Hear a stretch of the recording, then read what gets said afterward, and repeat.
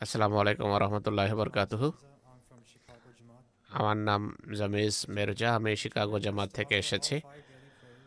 আমি 5 বেলার নামাজ সময় মতো পড়ার চেষ্টা করি এবং দৈনিক তেলাওয়াতেরও চেষ্টা করি এবং অন্যান্য ইবাদতেরও চেষ্টা করি, কিন্তু বেশিরভাগ ক্ষেত্রে আমি এটিকে একটা অবশ্য করণীয় কাজ হিসাবে করি। কিন্তু এটিকে উপভোগ করার জন্য বা আন্তরিকভাবে যদি করতে হয়, তা আমি কিভাবে করতে পারি এই ইবাদত?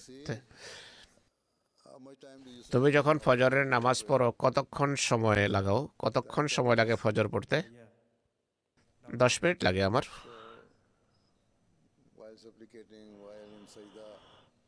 যখন তুমি সেজদায় থাকো, যখন নামাজে থাকো, কখনো আল্লাহ তালার দরবারে কাদার চেষ্টা করেছো কিনা? আল্লাহ তালার দরবারে কখনো ক্রন্দনের চেষ্টা করেছো কি?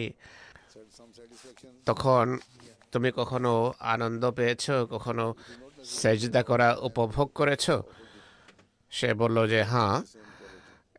এটি আবশ্যক নয় যে সবসময় তুমি একই মানের নামাজ পড়তে পারবে। ইমান কখনো বৃদ্ধি পায়, কখনো হ্রাস পায়। একবার যদি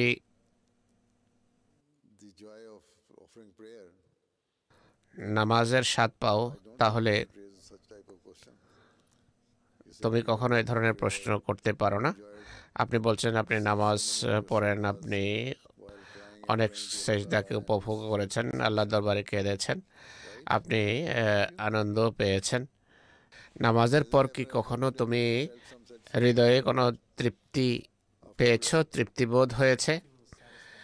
আমি তৃপ্তিবোধ করেছি নিঃসন্দেহে, কিন্তু বেশিরভাগ সময় আমি নামাজ পড়ি এটিকে ফরজ বা অবশ্য করণীয় কাজ হিসেবে।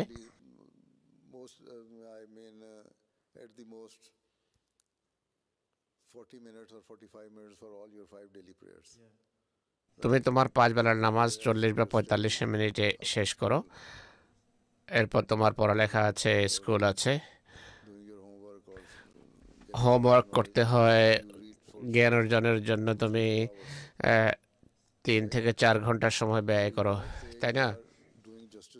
তাই তুমি বলতে পারো না যে তুমি যথাযথভাবে ইবাদত করছো। হুজুর বলছেন যে এর এই ক্ষেত্রে তোমার সময় লাগবে যদি এটি করা অব্যাহত রাখো আর সেজদাতে আল্লাহ তালার কাছে সাহায্য চাও যে হে আল্লাহ,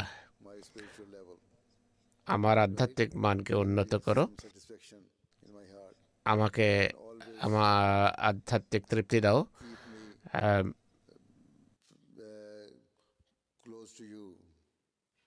আমাকে তোমার নৈকট্য দান করো। যদি এভাবে খোদার নৈকট্য লাভ হয় তোমার, আর তার কাছে তুমি সাহায্য চাইতে থাকো, একদিন তোমার অধিক, আজকের চেয়ে অধিক তৃপ্তি লাভ হবে। এটি একটি প্রক্রিয়া।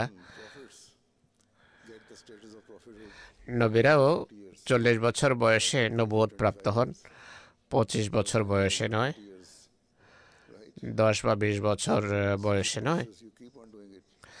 তাই এটি একটি প্রক্রিয়া। একদিন তুমি অনুভব করবে যে আল্লাহর সাথে তোমার সুসম্পর্ক রয়েছে।